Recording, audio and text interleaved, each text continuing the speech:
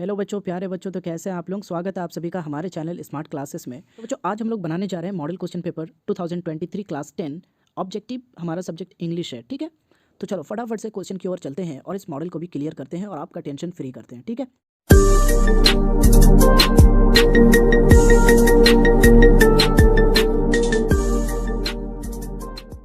तो बच्चों, हमारा फर्स्ट क्वेश्चन जो है वो यहाँ पर आप देख रहे हो। पहला क्वेश्चन में हमें एक पैसेज दिया गया है, इस पैसेज को हमें पढ़ना है और इनके आंसर्स देने हैं, ठीक है। तो यहाँ पर लिखा हुआ read the passage given below and choose the correct options to answer the questions, ठीक है। तो हमें क्या करना है, इस पैसेज को पढ़ना है बहुत ही बढ़िया से और सारे क्वेश्चन के आंसर्स देने हैं। तो बच्चों चलो मैं इस पैसेज के बारे में फटाफट से आपको बता देता हूँ और साथ ही साथ जितने भी वर्ड मीनिंग्स है वो भी लिखाता चलूँगा। तो आप कॉपी लेके बैठ जाओ ताकि मैं जो भी वर्ड मीनिंग्स आपको बताऊँ तो आप मेरे साथ साथ नोट डाउन कर लो, ठीक है। इससे क्या होगा कि आप भूलोगे भी नहीं और अच्छा से समझ में भी आएगा आपको, ठीक। चलो तो बच्चों देखो यहाँ पर क्या लिखा है। Valley of flower is a national park in Uttarakhand India. यानी कि यहाँ पर एक पार्क के बारे में बताया जा रहा है जो नेशनल पार्क है और इसका लोकेशन उत्तराखंड इंडिया है, ठीक है। नेम जो है ना वो वैली ऑफ फ्लावर्स है। तो बच्चों अगर आपको नहीं पता वैली मीन्स क्या होता है तो वैली मीन्स लिख लेना। वैली मीन्स होता है घाटी, ठीक है। और इसी तरह से इसे हम कई नाम से जानते हैं, वादी भी कहते हैं और साथ ही साथ हम मैदान भी कह सकते हैं, ठीक है। यानी कि फूलों की घाटी है ना, बहुत ही अच्छा नाम है, फूलों की घाटी। चलो नेक्स्ट आगे देखो। This valley is famous for charming meadows of alpine flowers. ये घाटी अल्पाइन फूलों के आकर्षक घास के मैदान के लिए प्रसिद्ध है। बच्चों चार्मिंग मीन्स होता है, यहाँ पर देखो चार्मिंग और यहाँ पे मीडोज, ठीक है। तो आप साथ ही साथ लिख लेना वर्ड मीनिंग्स, ठीक है। चार्मिंग मीन्स सुंदर होता है, बहुत ही खूबसूरत, और मीडोज मीन्स होता है घास के मैदान, ठीक है ना। तो यहाँ पर लिखा this valley is famous for charming meadows of alpine flowers, यानी कि ये घाटी अल्पाइन फूलों के आकर्षक घास के मैदान के लिए प्रसिद्ध है। आगे देखना, myriad alpine flowers make this place a colourful paradise. बच्चों यहाँ पर भी वर्ड मीनिंग्स लिख लेना आप। माइरियड मीन्स होता है असंख्य यानी कि अनगिनत, और पैराडाइज मीन्स होता है स्वर्ग यानी कि जन्नत। तो यहाँ पर कह रहा है myriad alpine flowers make this place a colourful paradise, यानी कि असंख्य अल्पाइन फूल इस जगह को कलरफुल जन्नत यानी कि स्वर्ग बना देती है, ठीक है। आगे लिखा है this beautiful valley is also a world heritage site with its pristine beauty and mystical surroundings. बच्चों इनका वर्ड मीनिंग्स आप लिख लेना। प्रिस्टाइन मीन्स होता है आपका प्राचीन, यानी कि जो बहुत पुराने होते हैं, है ना। और साथ ही साथ मिस्टिकल मीन्स भी लिख लेना। मिस्टिकल मीन्स होता है रहस्यमय, ठीक है, रहस्यमय। सराउंडिंग मीन्स परिवेश, है ना। सराउंडिंग मीन्स क्या होता है, परिवेश। तो यहाँ पर कह रहा है this beautiful valley is also world heritage site with its pristine beauty and mystical surroundings, यानी कि ये घाटी विश्व धरोहर स्थल मानी जाती है इसकी प्राचीन सुंदरता तथा रहस्यमय परिवेश के कारण, ठीक है।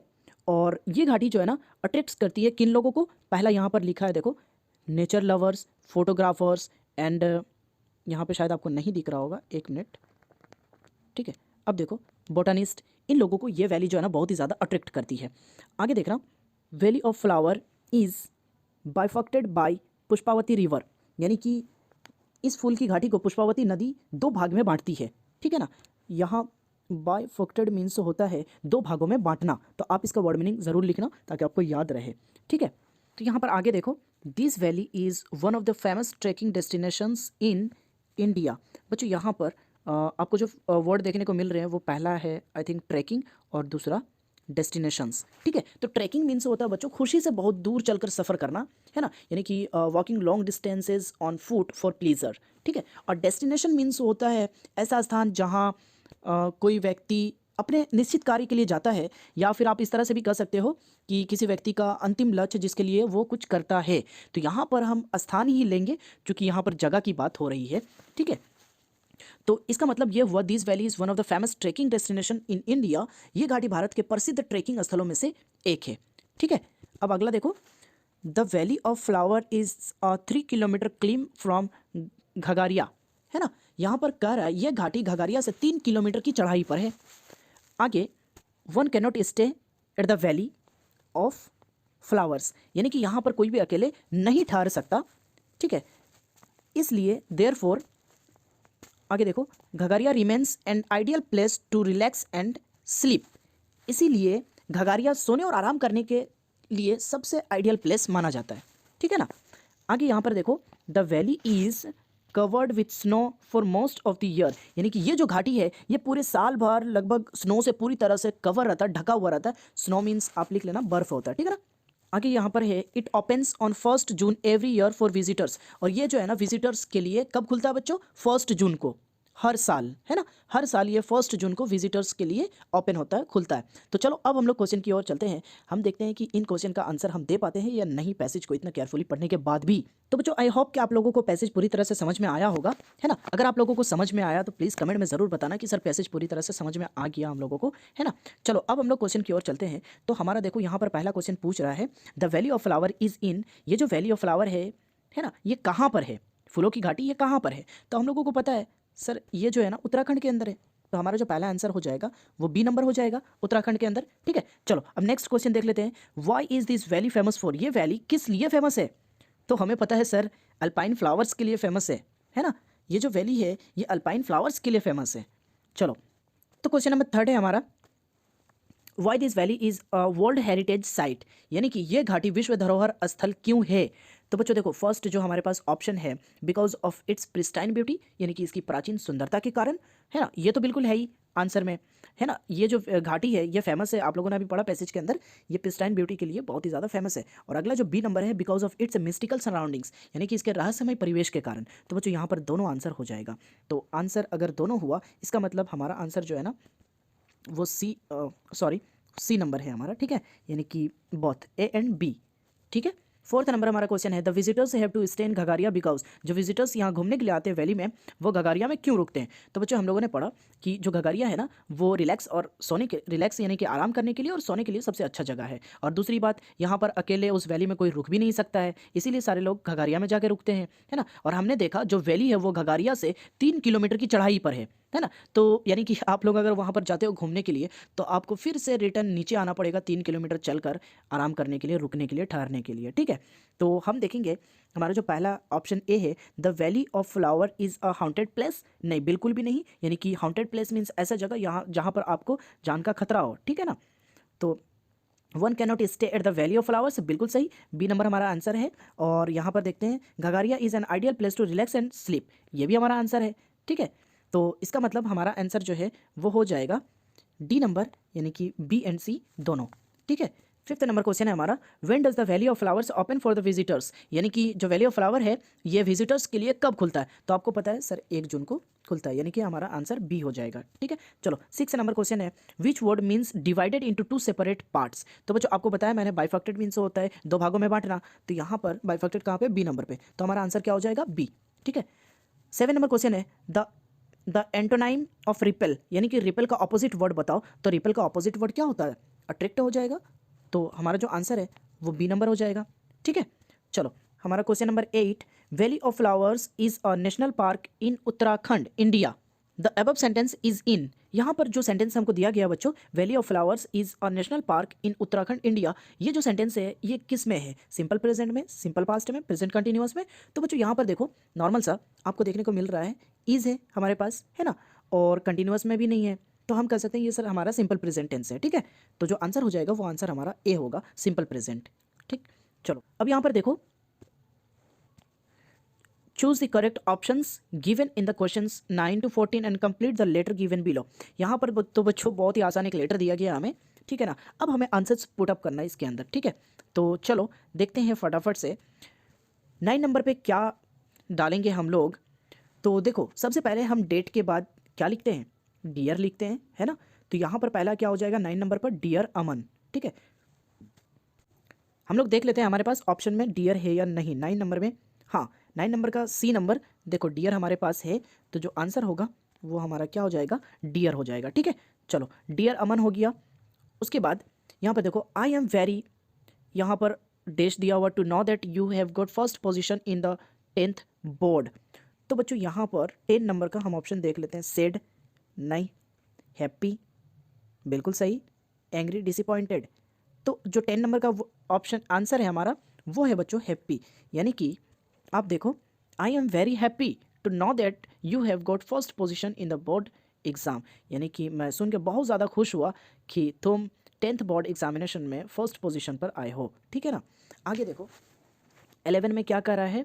We are very happy to find your name in the merit list, है ना। हम लोग तुम्हारा नाम ढूंढकर बहुत ही ज़्यादा खुश हुए मेरिट लिस्ट में देखने के बाद। यहाँ पर जो 11 है उसमें फाइंड होगा, और 11 का ऑप्शन हम देख लेते हैं। हाँ, 11 में फाइंड है, तो हमारा जो आंसर है वो फाइंड होगा। ठीक है, we are very happy to find your name in the merit list. Next line देखो, your dedication and hard work has, यहाँ पर विथ सक्सेस लिखा हुआ, तो 12 का ऑप्शन पहले हम देख लेते हैं कि 12 का ऑप्शन हमारे पास क्या क्या है। ठीक है, तो यहाँ पर गिवन है, फेल्ड है, क्राउंड है और नन ऑफ दिस। तो बच्चों इसका आंसर जो है ना वो क्राउंड हो जाएगा, इसलिए कि यहाँ पर देखो अगर मैं क्राउंड को फिट करता हूँ, your dedication and hard work has crowned with success, यानी कि आपके समर्पण और कड़ी मेहनत ने सफलता का ताज पहनाया है। ठीक है ना बच्चों, आपको अगर वर्ड मीनिंग नहीं पता, डेडिकेशन मीन्स होता है समर्पण, यानी कि खुद को किसी काम के लिए समर्पित कर देना। अगर मैं ये कहूँ कि डेडिकेशन फॉर हार्ड वर्क, यानी कि कड़ी मेहनत के लिए समर्पण। ठीक है ना, इसी प्रकार से यहाँ पर क्राउन मीन्स होता है ताज, तो क्राउंड मतलब पहनाया, ताज पहनाया, है ना। तो इसका मतलब ये हो गया, your dedication and hard work has crowned with success, आपके समर्पण और कड़ी मेहनत ने सफलता का ताज पहनाया है। ठीक है, यहाँ पर 13 नंबर देखो, your success gives me inspiration, है ना। तो 13 में हमारे पास इनकरेजेस है, इसका मतलब अगर हम यहाँ पर इनकरेजेस पुट करते हैं तो ये हो जाएगा, your success encourages me and gives me inspiration, यानी कि आपकी सफलता मुझे प्रोत्साहित करती है और प्रेरणा देती है। ठीक है ना, तो हमारा जो आंसर हो जाएगा वो इनकरेजेस होगा 13 का, यानी कि 13 का बी नंबर। ठीक है, अब चलो लास्ट देख लेते हैं 14। तो 14 में हमें पता है योर यहाँ पर लास्ट में है और फ्रेंड है, तो योर लविंग फ्रेंड ही होगा। ठीक है ना, लविंग ऑप्शन में है या नहीं है देख लेते पहले 14 का। तो 14 में लविंग पहले ही है, तो हमारा जो आंसर है 14 का वो ए नंबर है, यानी कि योर लविंग फ्रेंड, है ना। Choose the correct option and answer the following questions. ठीक है, तो बच्चों 15 का जो हमारा क्वेश्चन है वो देखो, 15 का जो क्वेश्चन है, the children are making noise in the class, this sentence is in. यहाँ पर पहले हम देख लेते हैं, the children are making noise in the class, यानी कि बच्चे कक्षा में शोर मचा रहे हैं, और ये जो है ना सेंटेंस है रहे हैं, है ना, ये तो कंटिन्यूअस में है, तो इसका मतलब ये जो है ना प्रेजेंट कंटिन्यूअस टेंस हो गया हमारा, तो इसका आंसर बच्चों डी नंबर हो जाएगा। ठीक है, तो बच्चों 16 नंबर क्वेश्चन हमसे कह रहा है द पैसिव वॉइस ऑफ, यानी कि एक्टिव वॉइस में दिया हुआ है, हमें पैसिव में कन्वर्ट करना है। ठीक है, तो देखो यहाँ पर ध्यान देने वाली बात यह है कि हमें देखना है हमारा जो एक्टिव वॉइस है वो किस सेंटेंस में है। तो यहाँ पर हम देख रहे हैं मेकिंग है, यानी कि प्रेजेंट कंटिन्यूअस में है। ठीक है ना, साथ ही साथ इज़ भी है, वॉज रहता तो पास्ट कंटिन्यूअस में होता, तो हम यहाँ पर देख रहे हैं इज़ है, यानी कि प्रेजेंट कंटिन्यूअस में है। जब बच्चों कोई भी एक्टिव वॉइस प्रेजेंट कंटिन्यूअस में रहता है तो उसका फॉर्मूला हो जाता है, फॉर्मूला आप लिख लो, मैं यहाँ पर लिख देता हूँ आपको। पहला ऑब्जेक्ट प्लस जो हमें यहाँ पर दिया हुआ है इज़ एम आर, जो दिया हुआ वो, तो इस कंडीशन में इज़ दिया हुआ है तो इज़ हो जाएगा, और उसके बाद फिर चूंकि कंटिन्यूअस में है इसीलिए हम यहाँ पर पहले बीइंग लगाएंगे, है ना। बीइंग प्लस जो वर्ब है उसे हम V2 में कन्वर्ट करेंगे।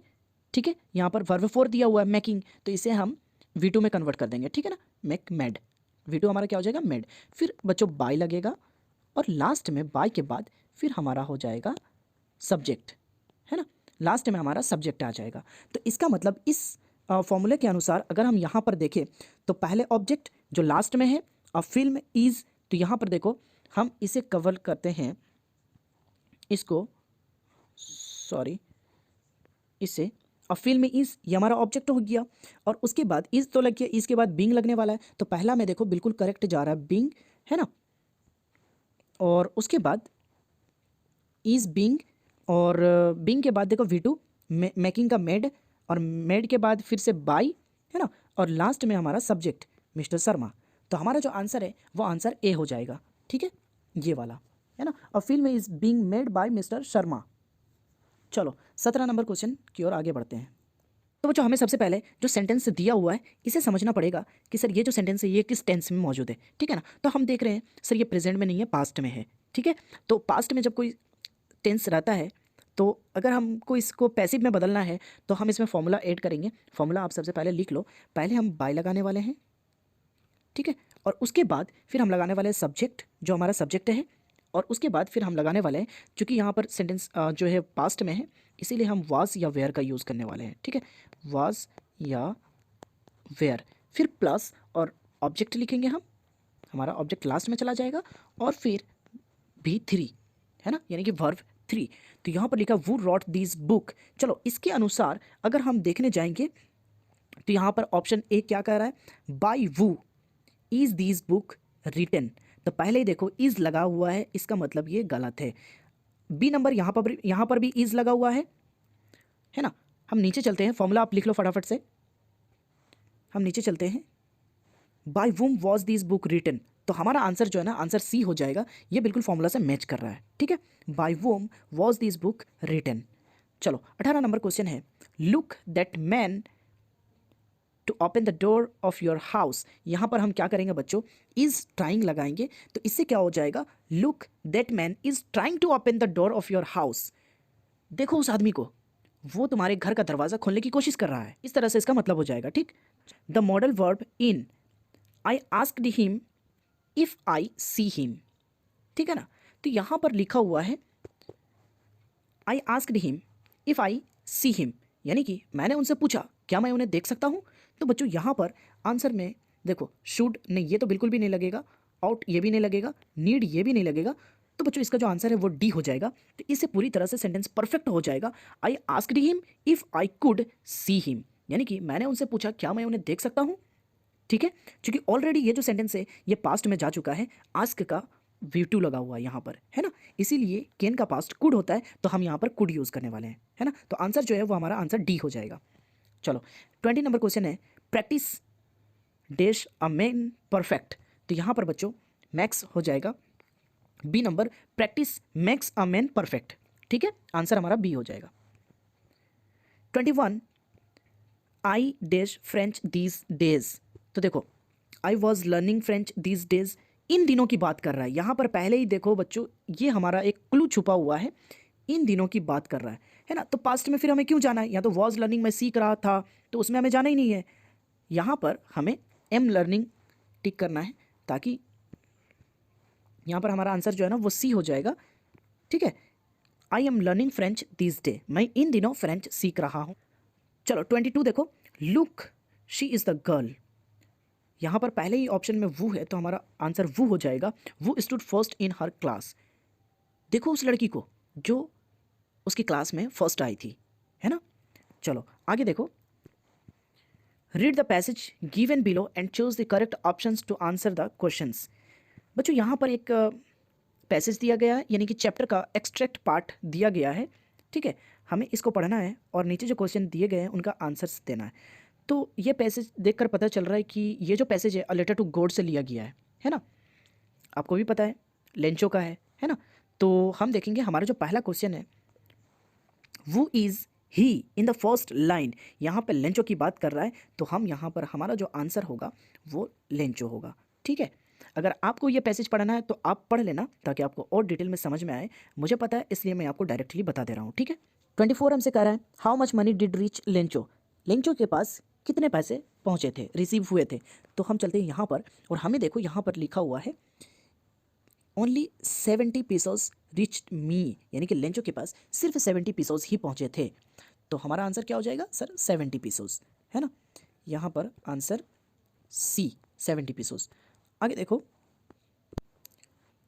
25 हमसे कह रहा है, what does the phrase bunch of crooks mean. तो बच्चों बंच ऑफ क्रूक्स मीन्स क्या होता है। इसका मतलब बच्चों होता है एक ऐसा ग्रुप डिसऑनेस्ट पर्सन का जो ईमानदार नहीं होते। और लेंचो जो है ना, ये जितने भी पोस्टमैन थे उन लोगों के लिए ये वर्ड यूज़ किया था कि उनका जो पूरा ग्रुप है वो बंच ऑफ क्रूक्स है, यानी कि ग्रुप ऑफ डिसऑनेस्ट पीपल, ठीक है। तो इसका जो आंसर है वो आंसर ए हो जाएगा, है ना, ग्रुप ऑफ डिसऑनेस्ट पीपल, ठीक है। अब देखो 26 से पहले क्या लिखा हुआ है, choose the correct option and answer the following question. यहाँ पर 26 हमसे कह रहा है, वो is the author of from the diary of अन्ने फ्रैंक। तो बच्चों नॉर्मल सा क्लू देखो यहाँ पर कि एक बुक है जिसका नेम है फ्रॉम द डायरी ऑफ अन्ने फ्रैंक। तो ऑब्वियसली जिन्होंने नाम लिखा है, जिन्होंने इस बुक को लिखा है, उनका अपना नाम होगा यहाँ पर, है ना। तो जो नाम है वो अन्ने फ्रैंक है, इसीलिए हमारा जो आंसर होगा वो अन्ने फ्रैंक होगा। और हमें पता भी है, आपने चैप्टर पढ़ा भी है, और अगर आपने नहीं पढ़ा है तो कमेंट में बताना, मैं इसका पूरा समरी लेकर आऊँगा और आपको पूरी तरह से डिटेल में समझाऊंगा, ठीक है। तो इसका जो आंसर होगा वो भी होगा अन्ने फ्रैंक, ठीक है। 27 देखो, who did Maddy think would win the contest. तो इसका जो बच्चों ऑप्शन है वो हमारे पास पिगी है। आप चैप्टर एक बार देख लेना, है ना, चैप्टर बहुत मज़ेदार चैप्टर है। यहाँ पर हमारा जो आंसर है वो पिगी है, ठीक है। आप चैप्टर पढ़ना, ये चैप्टर बहुत ही मज़ेदार चैप्टर है। 28 नंबर क्वेश्चन है हमारा, what risk did the pilot take. जो पायलट चला रहा था वो कौन सा रिस्क उठाया था, ठीक है। तो हम यहाँ पर देखेंगे बच्चों, इसका जो आंसर है वो आंसर हमारा C, flying the old Dakota straight into the storm, यानी कि पुराने डकोटा को सीधे तूफान में उड़ाते हुए, ठीक है ना। चलो आगे देखो 29, what was the immediate reactions of the postman seeing the letter. जो पोस्टमैन था जब उसने अचानक से लेटर को देखा तो उसका रिएक्शन क्या था। क्राइड, लव्ड, वॉल हार्टली, और C number felt sad, felt happy. तो यहाँ पर जो हमारा आंसर है वो आंसर बी है, लव्ड वॉल हार्टली, ठीक है। आगे देखो 30 number question, what are the men's obligations in life. तो बच्चों इसका आंसर जो है ना, ऑब्लिगेशन टू हिज फैमिली ये भी होगा, और ऑब्लिगेशंस टू हिज पीपल ये दोनों होगा, ठीक है ना। तो मतलब हमारा जो आंसर है वो आंसर सी है, ए एंड बी। 31 देखो, what does Amanda consider herself. Amanda खुद को किस तरह कंसिडर करती है ना। तो यहाँ पर जो है ना आंसर हमारा ए हो जाएगा, यानी कि एन ऑर्फन, ठीक है। इसका आंसर एन ऑर्फन है। आगे देखो 32 हमसे क्या कह रहा है, द बेकर और the bread seller of those days had a peculiar dress known as. तो बच्चों उन दिनों एक ब्रेड बेचने वाला था जिसका एक पेकुलियर ड्रेस था जिसे हम लोग कबाई के नाम से जानते हैं, ठीक है ना। तो इसका आंसर सी हो जाएगा, उस ड्रेस को हम लोग कबाई के नाम से जानते हैं, है ना। 33 हमसे कह रहा है, in which country tea was drunk first. किस कंट्री में सबसे पहले चाय पिया गया था। तो इंग्लैंड, चाइना, पाकिस्तान, बांग्लादेश। तो बच्चों इसका आंसर चाइना है, ठीक है, चाइना। चलो नेक्स्ट देख लेते हैं 34, what type of man was Griffin. Griffin किस टाइप का इंसान था, किस प्रकार का इंसान था। तो ग्रिफिन के बारे में अगर आपने पढ़ा है तो बच्चों आपको पता होगा कि बहुत ज़्यादा ब्रिलियंट साइंटिस्ट था और लॉलेस पर्सन था एकदम, बिल्कुल भी, ठीक है। तो यहाँ पर जो आंसर है हमारा वो आंसर सी हो जाएगा, यानी कि ए एंड बी दोनों, ठीक है। 35 देखते हैं, what did the thief use to change every month. जो चोर था वो क्या चेंज करता था हर महीना, ठीक है। तो जो चोर था बच्चों वो अपना नेम जो है ना हर महीना चेंज करता था। तो इसका आंसर ए हो जाएगा, ठीक है। चलो, वो is the writer of a triumph of surgery. तो बच्चों अ ट्रिम्फ ऑफ सर्जरी को जेम्स हैरियट ने लिखा था, ठीक है। इसका आंसर जो है ना वो बी हो जाएगा। चलो 37 देखते हैं, वो वाज ऑसेबल। ऑसेबल कौन था। पहला राइटर, पुलिसमैन, सीक्रेट एजेंट। तो हमें पता है सर ऑसेबल जो है ना एक सीक्रेट एजेंट था, सी नंबर, ठीक है। 38 देखते हैं, हॉरेस डेनबाई लाइक्ड, है ना, वो किस चीज़ को पसंद करता था।